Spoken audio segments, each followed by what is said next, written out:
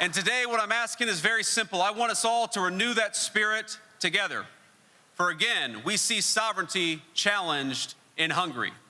Again, we see faceless bureaucrats in faraway countries telling you how to live, how to pray, how to speak, and how to govern yourselves. But you have a choice.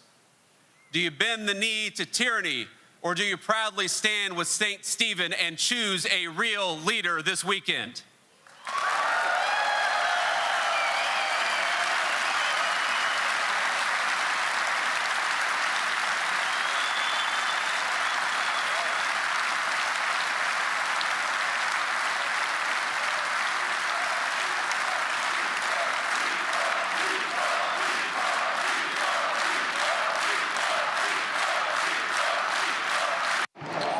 And the crowd is chanting encore. We're talking about a leader who feels real pride in this place, in its history, in its culture, and in its way of life. A leader who will fight to preserve those things while also building a better future. Because the real divide in our time it's much more fundamental than partisan labels or specific policies. It's fundamentally between those who believe in the future and those who do not.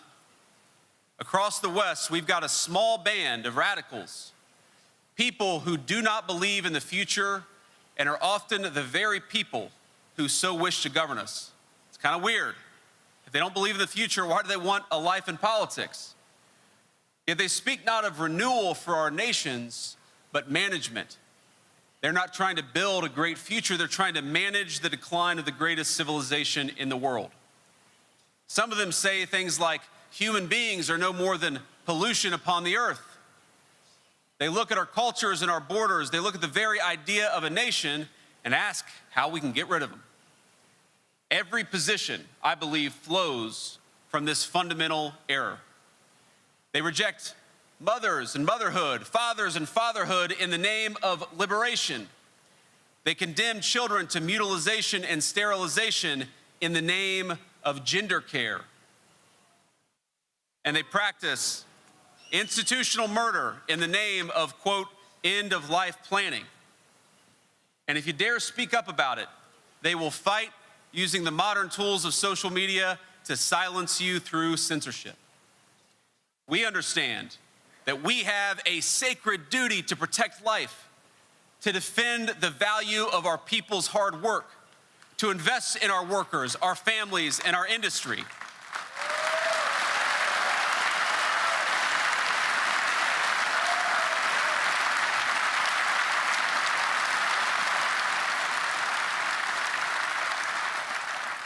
And to make it easier to build a life that is affordable for all of our citizens. We are committed to our future because we are committed to the very idea of our people. We're committed to the idea of life itself because it is a gift from God and we never forget it. Now that's why I'm here.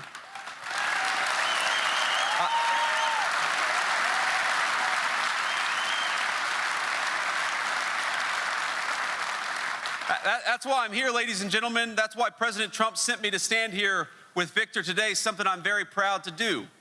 Because I believe our nations are incredibly capable of greatness when we come together. Our work is not zero-sum. Indeed, it cannot be, because our goal is always to build a better life for our people.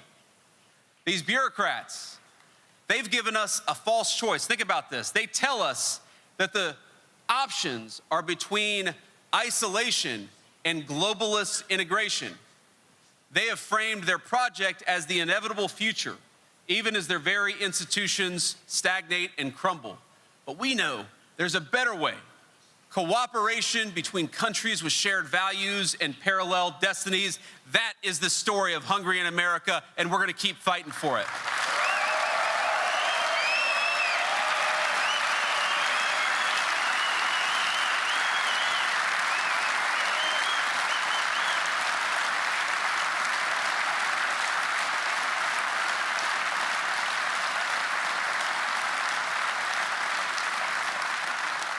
A lot of you may not know this, but this is the story of a much longer Hungarian-American friendship. when my own country sought its independence 250 years ago, almost to the month. It was a Hungarian soldier by the name of Michael Kovács who helped found the first American cavalry units, ultimately giving his life in our struggle for independence against the British Empire. A generation later, Americans welcomed Louis Kossuth, the hero of 1848 and the father of Hungarian democracy.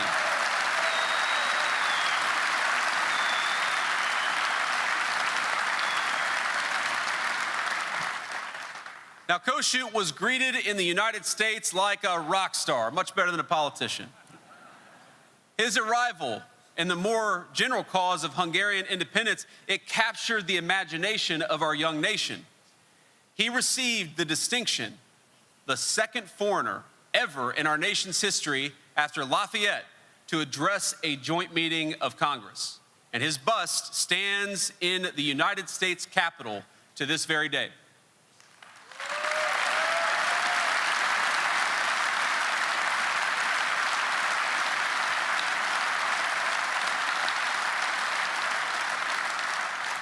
Now, during that trip, I didn't realize this until a few days ago, that during that trip to the United States, Kossuth visited my home state of Ohio to make his case for Hungarian independence. We have some Ohio fans over here, that's good.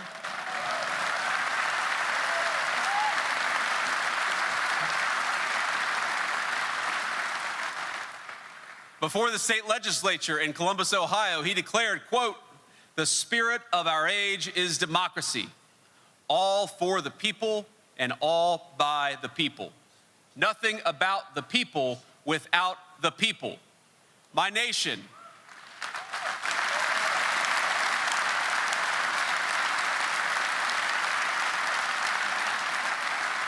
He went on, "My nation will rise, called to resurrection by the eternal principles of the law of nature and of nature's God."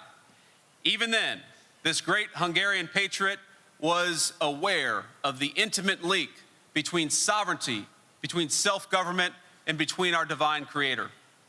And I'm proud to say that according to the history books, the part of the country that gave him the proudest reception and the biggest reception during his entire time in America was my hometown of Cincinnati, Ohio.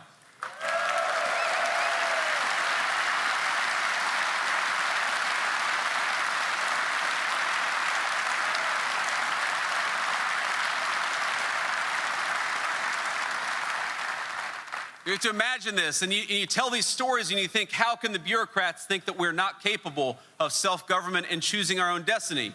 Because when Kossuth came to Cincinnati during his tour of Ohio, there were railroad tracks lined with citizens, delighted to behold Hungary's great freedom fighter. Reportedly, 100,000 of them showed up just at his one stop in my hometown. And the affection, I gotta say, I'm a little biased here, the affection was mutual. The people of Cincinnati, Kossuth said, quote, "changed a wilderness of primitive forests into an immense city, of which there exists a prediction that by the year of our Lord 2000, it will be the greatest city in the world." And no offense to Budapest, but I think he's right about that.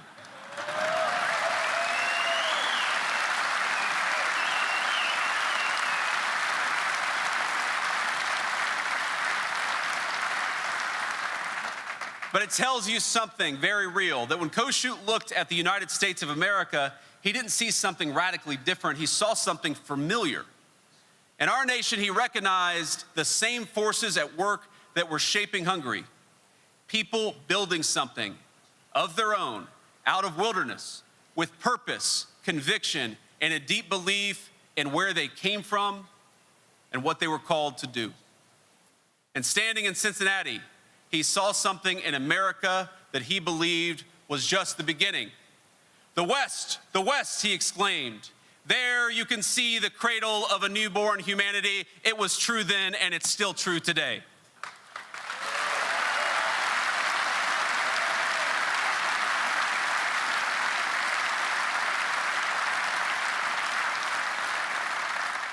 But America, like Hungary, was not a place just of rest.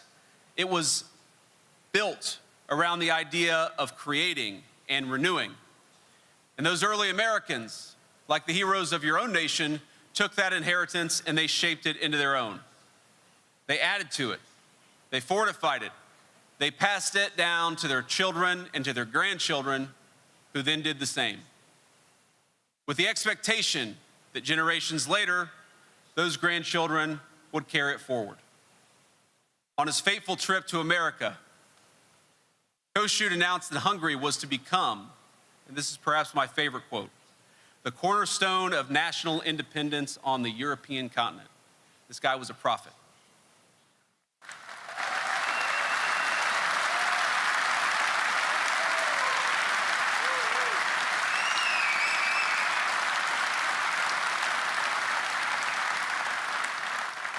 Kossuth called this the cornerstone of independence, the cornerstone of sovereignty on the European continent. And though he didn't live to see it become so, I declare that prophecy is true today in 2026.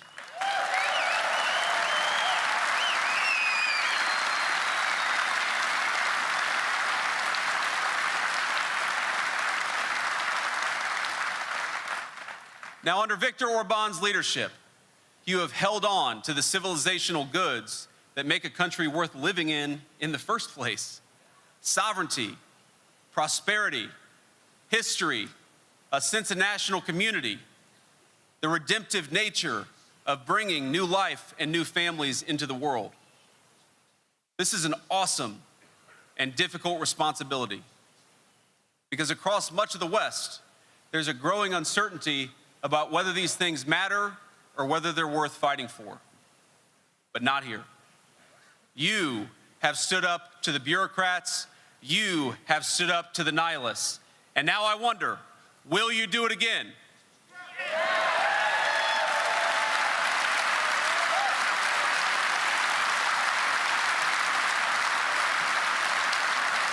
Will you stand against the bureaucrats in Brussels? Will you stand for sovereignty and democracy? Will you stand for Western civilization? Will you stand for freedom, for truth, and for the God of our fathers? Then, my friends, go to the polls in the weekend, stand with Viktor Orbán, because he stands for you and he stands for all these things. God bless Hungary and God bless the United States of America. Thank you.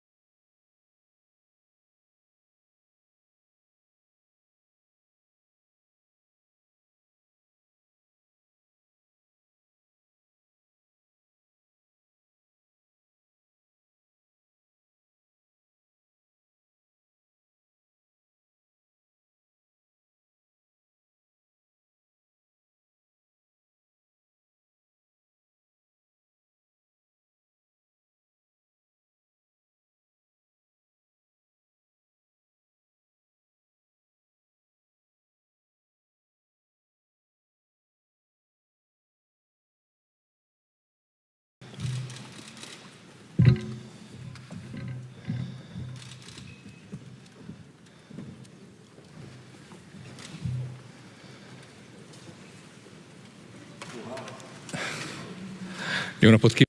Good afternoon, ladies and gentlemen. Good afternoon, ladies and gentlemen. I'd like to respectfully welcome you all, and I'd like to especially welcome His Excellency J.D. Vance, Vice President of the 50th Vice President of the United States of America, at this press conference on the occasion of his visit to Hungary. I'd like to welcome Prime Minister Viktor Orbán, Hungarian and American delegation members. I'd like to ask Prime Minister Viktor Orbán to deliver his statements. Good afternoon, ladies and gentlemen. If you'll allow me, I'm going to speak in my mother tongue, Hungarian. I'd like to respectfully and cordially welcome Vice President Vance in Hungary. The last time a Vice President from the US visited Hungary was 35 years ago, and we haven't had such a high ranked American dignitary in Hungary for 20 years. And 20 years, that's quite a long period of time. With the election of President Trump, I believe a golden era has been ushered in our relations. We have enumerated the year of records was 2025 in terms of economic cooperation. 26 also is increasing impetus. We have increased our turnover with 50%. And we had 30 American companies announce FDI to the tune of 100 billion Hungarian forints. We've also strengthened our cooperation, expanded it with space technology and defense. We owe gratitude to President Trump and Vice President Vance for standing by Hungary during the past years. The United States of America is the strongest country in the world, and I am happy to say that they are our allies today. The peace and the security of Hungary, therefore, is guaranteed. Ladies and gentlemen, we also discussed the fact that Europe is heading towards one of the worst energy crises of all times. We are seeing drastic price hikes, and if we do not take measures on time, we are going to see a shortage of energy, oil, and gas. And in this situation, it is especially important that we have the energy cooperation between the US and Hungary, without which we would not be able to guarantee the energy needs of Hungary, and we could not cap our utility prices. We have talked about the United States' efforts to achieve peace. Hungary has always supported the US and President Trump personally in this peace effort. We've been living in the shadows of a war for 4 years now, and we are convinced that if President Trump were the president in 2022, there would not be a war now. It would not have started. And if the Europeans, especially Brussels, would not be blocking the peace efforts of the president, peace would prevail, would have been reinstated in Ukraine for a long time already. I've also explained to the vice president that Hungary is experiencing very, very, very harsh and very open interference by foreign security services into our elections. This is why we especially welcome the decisions of the President of the United States of America, with which he has closed the financial taps that supported interference into the elections of other countries. I've been waiting for a long, long time for this meeting, and I'm very grateful that we met today. I am grateful that we were able to discuss with the Vice President the pressing issues, the great issues of Western civilization.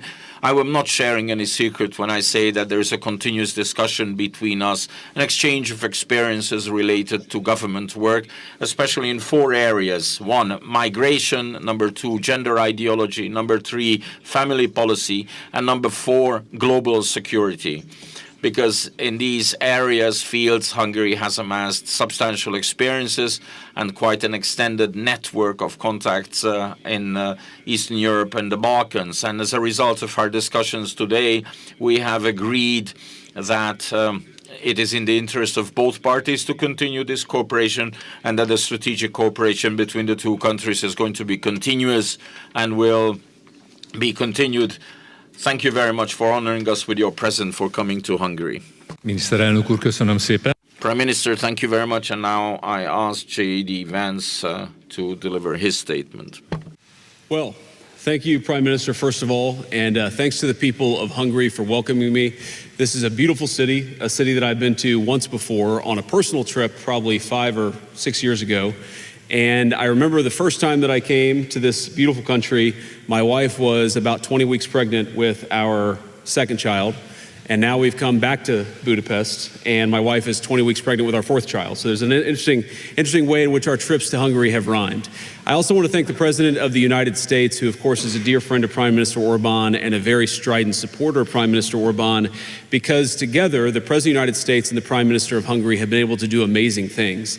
And we're here because we want to celebrate those amazing things. We want to build upon those amazing things. And of course, I want to help as much as I possibly can the Prime Minister as he faces this election season, which I believe is happening in just about a week, the election to elect the next Prime Minister of Hungary. Now, I don't expect, of course, the people of Hungary to listen to the Vice President of the United States. That's not primarily why I'm here. But I did want to send a signal to everybody, particularly the bureaucrats in Brussels who have done everything that they can to hold down the people of Hungary because they don't like the leader who has actually stood up for the people of Hungary. And I think it's important to say that. There are so many things that we could point to. There are so many economic pieces of cooperation, so much investment that's come into Hungary from the United States. I think Viktor Orbán has been the single most profound leader in Europe on the question of energy security and independence. It is funny to watch prime ministers and leaders in some of the Western European capitals talk about the energy crisis when, frankly, they should have been following the policies of Viktor Orbán in Hungary. And if they had, the energy crisis that they're experiencing would be a lot less bad, because what's going on in Hungary right now is that while, yes, energy prices are elevated, they're far less elevated here than they are almost anywhere else in Europe. And that's because of the leadership of the man who's standing next to me. And I think that leadership can provide a model to the continent. We